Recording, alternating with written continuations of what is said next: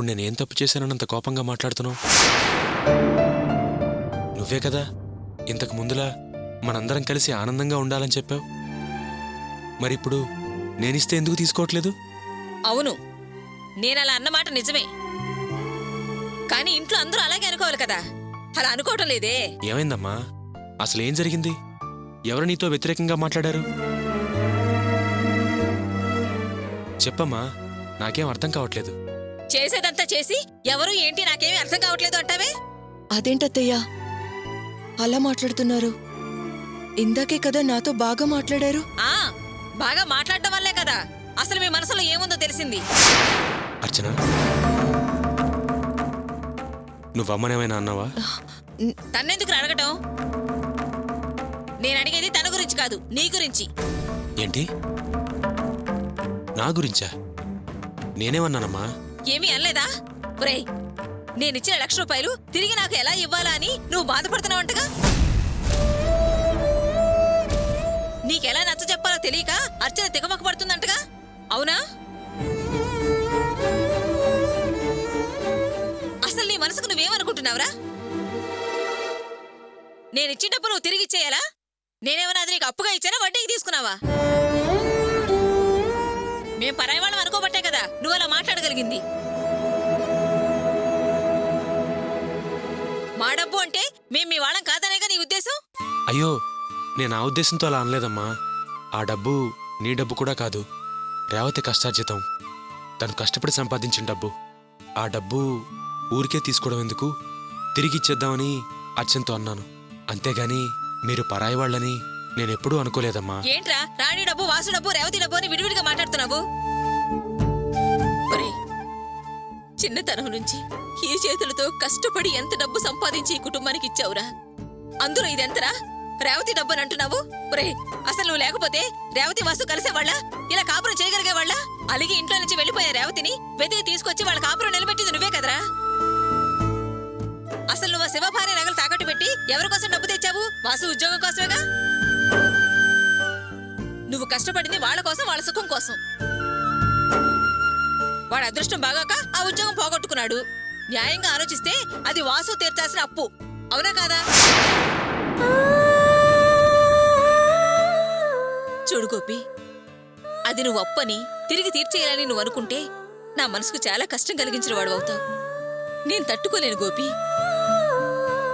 పొరే, నేను నీకిచ్చి డబ్బు అప్పనుకొని నువ్వు తిరిగివ్వాలని ఆలోచిస్తే, నువ్వు చేసిన దానికి మేము అలాగే అనుకుంటే నేను, వాసు, రాణి, రేవతి అందరూ నీకు రుణపడుంటావురా.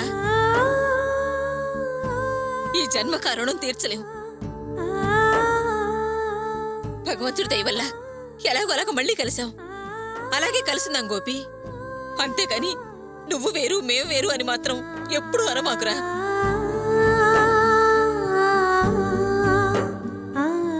నువ్వు కాక అయిన వాళ్ళు ఇంకెవరున్నారా? అమ్మా, అమ్మా, ఊరుకోమ్మా. ఇటు చూడు, నిన్నెప్పుడూ వేరుగా చూడలేను, చూడను కూడా. ఇంకెప్పుడు అలా మాట్లాడను, సరేనా? ఆ మాట అన్నావు చాలు గోపి, చాలు. నా మనసుకు ఆనందంగా ఉంది. ఏది ఇలా ఇవ్వు. చూడు, ఆకలితో వచ్చుంటావు, అనవసరంగా నిన్ను బాధ పెట్టాను. వెళ్ళి అన్నం తిను, వెళ్ళు. అర్చన, వెళ్ళమ్మా, వెళ్ళు.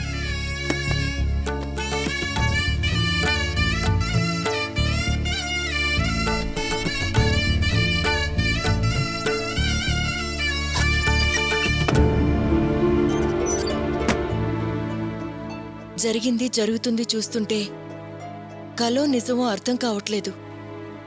నా కళ్ళని నేనే నమ్మలేకపోతున్నాను. నమ్మలేకపోతున్నావా? ఎందుకు? అత్తయ్యకి కోపం వస్తే వెనక ముందు చూడకుండా అరుస్తుంది, తిడుతుంది.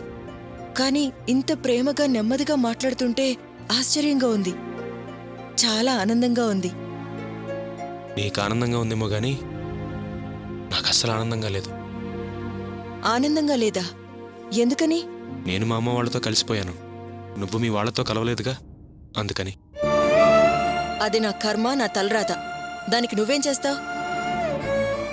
ఎందుకు బాధపడుతున్నావు? సర్లే, అవన్నీ ఇప్పుడెందుకు కానీ వెళ్ళి స్నానం చేసిరా, భోంచేద్దు గాని. అర్చన, నీతో ఒక ముఖ్యమైన విషయం మాట్లాడాలి. ఏంటది? ఈరోజు మధ్యాహ్నం హోటల్లో ప్రియని కలిశాను. అదేమన్నా మహారాణా దేవత చూశాను అని గొప్పగా చెప్తున్నా? ప్రియని కలవడం గొప్ప విషయం కాదర్చన, కానీ ప్రియతో పాటు ప్రియ ప్రేమించిన మనిషిని కూడా కలిశాను. అతనెవరో కాదు, మీ వదిన అన్నయ్య. అది ఎవరిని ప్రేమిస్తే ఎవరైతేనే దాని గురించి ఇప్పుడు మాట్లాడడం అవసరమా? వెళ్ళి స్నానం చేసిరా. అర్చన, అతను జైలు నుంచి బయటకొచ్చాడు. అతను నటించి మీ చెల్లెల్ని... ఇదిగో చూడు, అది నా చెల్లి కాదు, నేను దాని అక్కని కాదు. అంతేకాదు, అది నా కుటుంబం కూడా కాదు. నాకు నా అన్న బంధం నీ ఒక్కడితోనే అని ఆ రోజు చెప్పాను కదా. మళ్ళీ మళ్ళీ ఎందుకు దాని గురించి మాట్లాడతావు? అర్చన, నేను ఎందుకు చెప్తున్నానో అర్థం చేసుకో. అసలు అతను... నేను ఏది వినదలుచుకోలేదు. నన్ను కాస్త ప్రశాంతంగా బతకని. వాళ్ళ గురించి మాట్లాడి మళ్ళీ నాకు కోపం తెప్పించుకు. వెళ్ళి స్నానం చేసిరా. అది కాదర్చన, ఇది చాలా ముఖ్యమైన విషయం.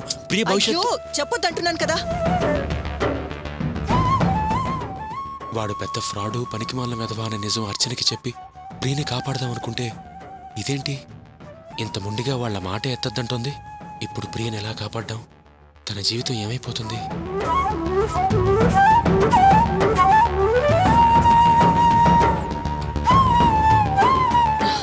ఇదిగో చూడు, దాన్ని చూసిన విషయం మర్చిపోతేనే మనకి మంచిది.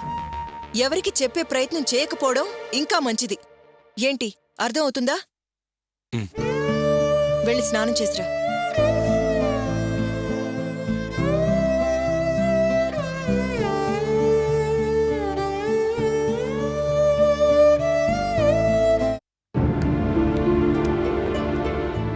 ఏమ్మా రేవతి, ఇప్పుడైనా రావడం?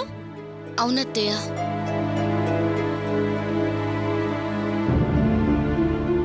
ఏంటమ్మా ఇంత ఆలస్యమైంది? అమ్మ వాళ్ళ ఇంటికి వెళ్ళానత్తయ్య. నేను అనుకున్నానమ్మా నువ్వు అక్కడికే వెళ్ళుంటావని. అది సరే గాని ఆ షూటింగ్ వాళ్ళ దగ్గరికి వెళ్ళావమ్మా? వాళ్ళు ఏమన్నారు? అత్తయ్య, అగ్రిమెంట్ ప్రకారం రేపొచ్చి యాక్ట్ చేయమని చెప్తున్నారు. లేకపోతే పేపర్లో నా గురించి తప్పుడు వార్తలు రాస్తామని బెదిరిస్తున్నారు. అయ్యయ్యో, ఇప్పుడేం చేస్తావమ్మా? అవును, ఈ విషయం మీ నాన్నతో చెప్పావా? ఆయన ఏమన్నాడు? చెప్పానత్తయ్య.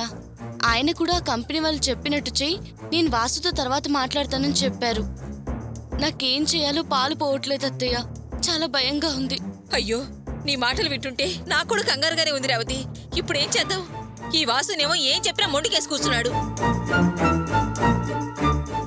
ఏమ్మా, ఇప్పుడేనా రావడం? అవును బావా. సరేలే.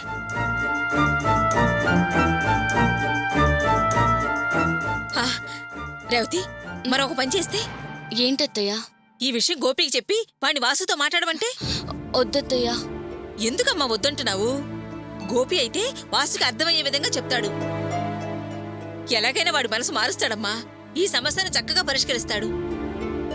చెయ్యొచ్చత్తయ్య, కానీ చాలా రోజుల తర్వాత మన మధ్య సమస్యలు తొలగిపోయి అంతా ఒక్కటిగా కలిసిపోయి ఉన్నాం. బావ వాసుతో మాట్లాడితే సమస్య సాల్వ్ అయితే పర్వాలేదు. ఒకవేళ వాసు మనసు మారలేదనుకోండి, దీన్నే వాసు పెద్ద సమస్య చేస్తే?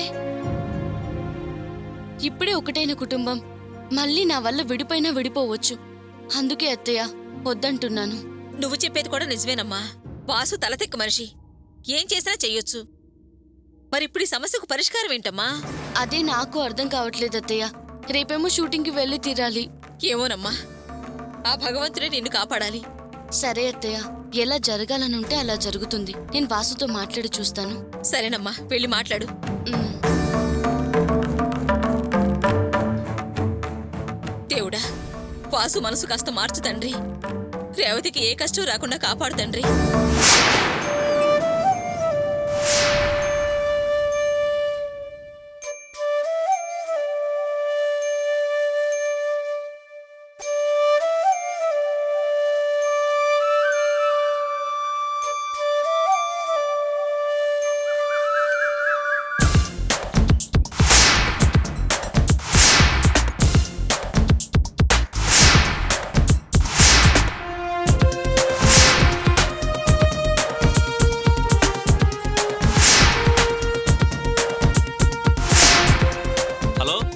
ఎన్ని గంటలు రమ్మన్నాను? ఎన్ని గంటలకు వస్తున్నారు? ఎప్పుడో షాట్ రెడీ అయిందయ్యా, తొందరగా రండి. బయలుదేరాం సార్, ట్రాఫిక్ లో ఉన్నాం. నిన్న ఈవినింగ్ ప్రోగ్రామ్ చెప్పాను కదా. వచ్చేస్తున్నాం సార్, దారిలో ఉన్నాం. త్వరగా రావయ్యా, నువ్వు రాకపోతే డైరెక్ట్ నన్ను వాయించేస్తాడు. ఛే! ఏ ప్రొడక్షన్, వాటర్ పట్టరావయ్యా.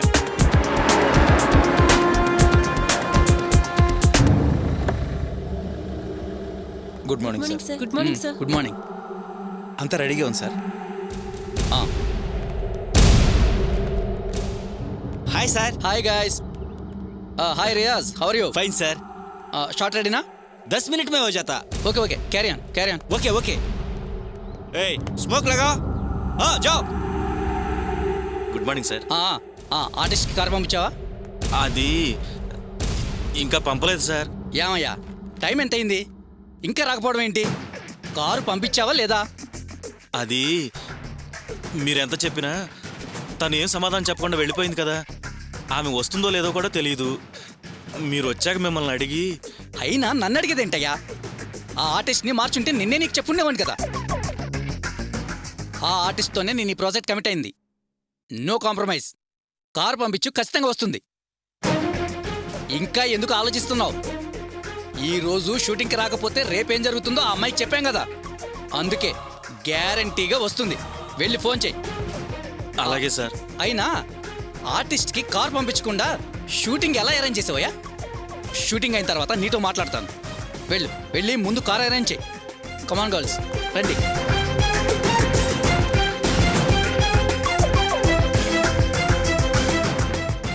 బ్రేక్ఫాస్ట్ చేశారా? చేశాం సార్. సీన్ పేపర్స్ రెడీనా? Ready sir.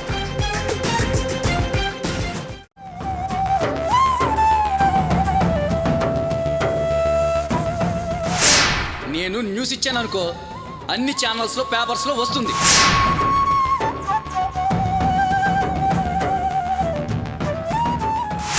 నువ్వు తప్పడదానవని, తప్పుడు వృత్తి చేస్తున్నావని, నీ భర్తే నీకు బ్రోకర్ అని వాళ్ళు రాసేస్తారు.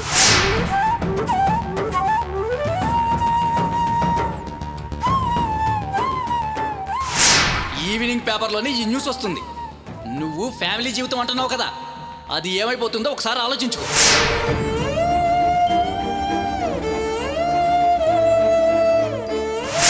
నువ్వు ఈ ఊళ్ళోనే కాదు, ఇంట్లో కూడా తలెత్తుకుని తిరగలేవు.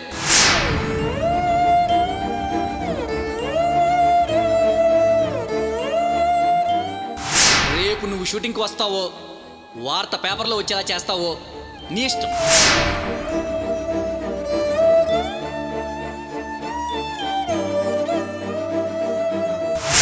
అంతటితో నీ చాప్టర్ క్లోజ్ అవుతుంది.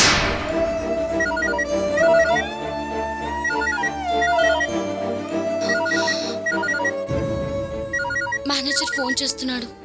ఇప్పుడు ఎలా? హలో, నేను ప్రొడక్షన్ మేనేజర్ని. మీరు రెడీగా ఉన్నారా? సార్ అది త్వరగా రెడీ అవ్వండి మేడం. మీకు కారు పంపించాను. 20 నిమిషాల కారు అక్కడ ఉంటుంది. లేట్ చేయకండి. డైరెక్టర్ గారు వచ్చారు. మీకోసం అందరూ వెయిటింగ్. Okay sir.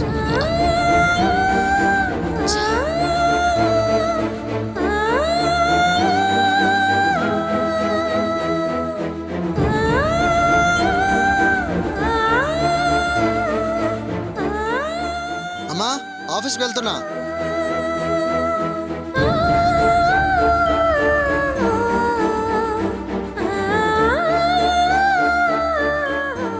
వాసు, చెప్పు.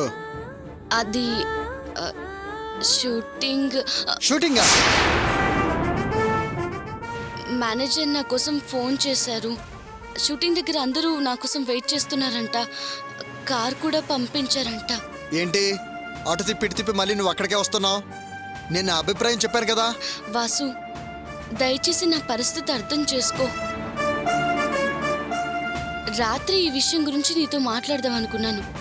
నువ్వు నిద్రపోతుంటే సర్లే రేపు పొద్దునే మాట్లాడదాం అనుకున్నాను. వాసు, నేను అగ్రిమెంట్ మీద సంతకం చేశానని నీకు తెలుసు కదా. వాళ్ళు అవి చూపించి బెదిరిస్తున్నారు.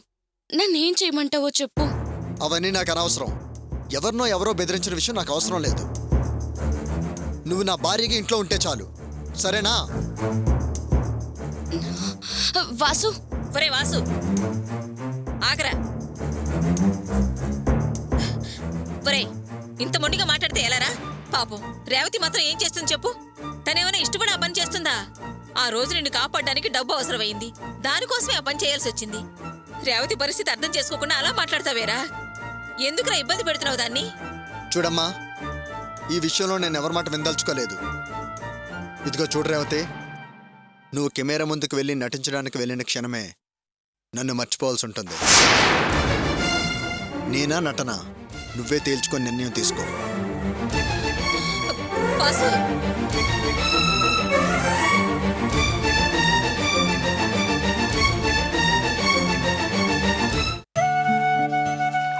మౌనిక, ఇంకొకటి వేనా? వద్దొద్దునా, వేసుకో. వద్దు. ఏమే మౌనిక, వెళదామా? ఎక్కడికమ్మా? ఎక్కడికి అంటే స్కూల్కి. స్కూల్కి నువ్వెందుకమ్మా? నిన్న నువ్వే కదే మొబైల్ ప్రాబ్లం వచ్చింది, పేరెంట్స్ని తీసుకుని రమ్మన్నారని చెప్పావు. అమ్మా, నిన్న ఫోన్ చేసినప్పుడు రావడం కుదరదన్నావు కదా, అందుకే వదినకి ఫోన్ చేశా. వదినొచ్చి ప్రాబ్లం సాల్వ్ చేసింది. నేను ముందు సమస్య పెద్దదవుతుందేమో అనుకున్నా, కానీ వదిన వచ్చి చక్కగా డీల్ చేసి ప్రాబ్లం సాల్వ్ చేసింది. మా మిస్సు, హెడ్ మాస్టర్ అంతా వదిన ఇంగ్లీష్ మాట్లాడే స్టైల్ చూసి చాలా ఆశ్చర్యపోయారు. నేను చాలా గొప్పగా ఫీల్ అయ్యాను. ఇక చాలు దినా.